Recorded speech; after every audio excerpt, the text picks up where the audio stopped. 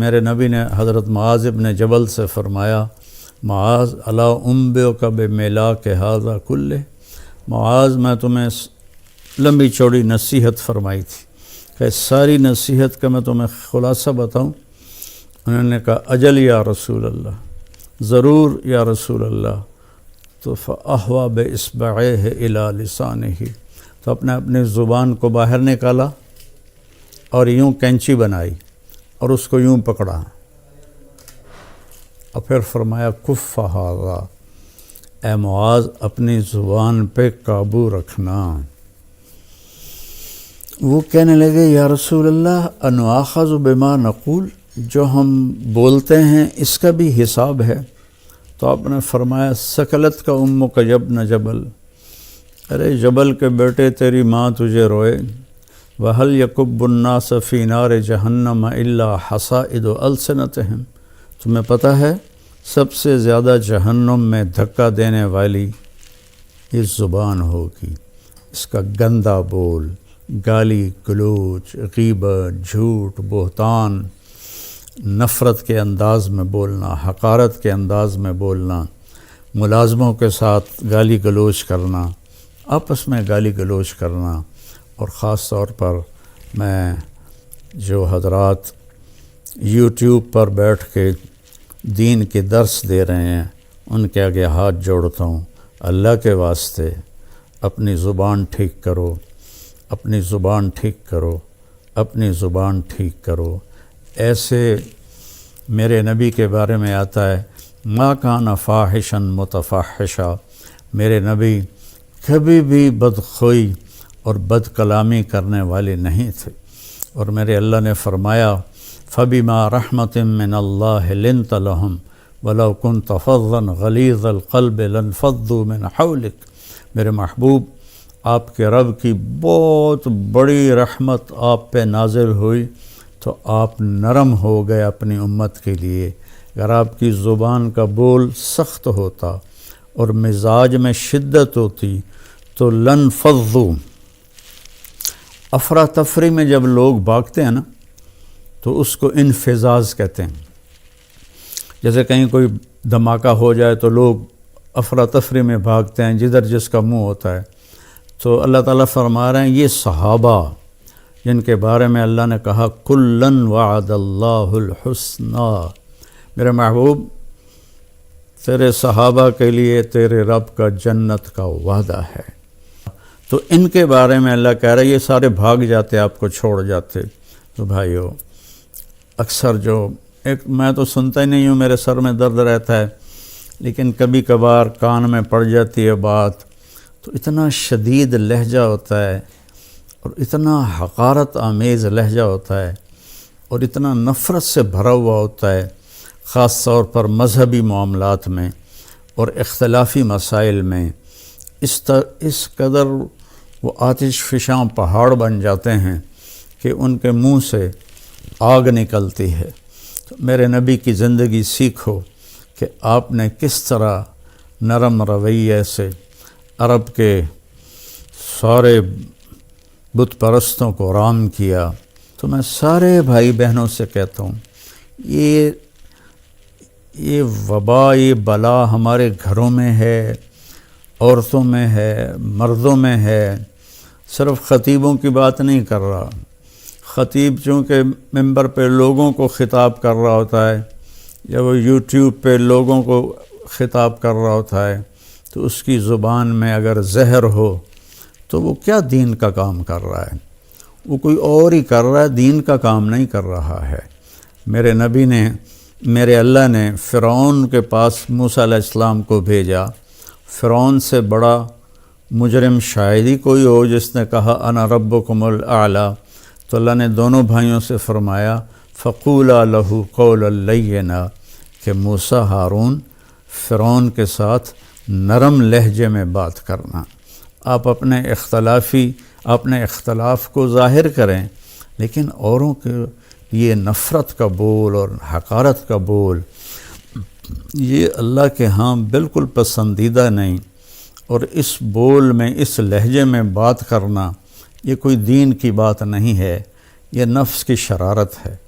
تو میری آپ سے گزارش ہے میٹھا بول بولیں، اگلے کو عزت دیتے ہوئے اختلاف رائے کریں، نہ کہ نفرت و حقارت کے شعلے برساتی ہوئی زبان ہو اور اگلوں کا دل چیر کے رکھ دے۔ اور سارے گھر میں مستورات اور مرد سب سے کہتا ہوں کہ اپنی زبان کے بول کو میٹھا کر لیں، اپنے نوکروں نوکرانیوں کے ساتھ خاص طور پر درگزر اور نرمی کا معاملہ کریں، سختی کا معاملہ نہ کریں۔ ایک صحابی نے آ کر کہا، یا رسول اللہ، میرا خادم ہے، غلام، وہ غلط کام کرتا ہے تو میں اس کی پٹائی کرتا ہوں، تو اس کا کیا معاملہ ہوگا آخرت میں؟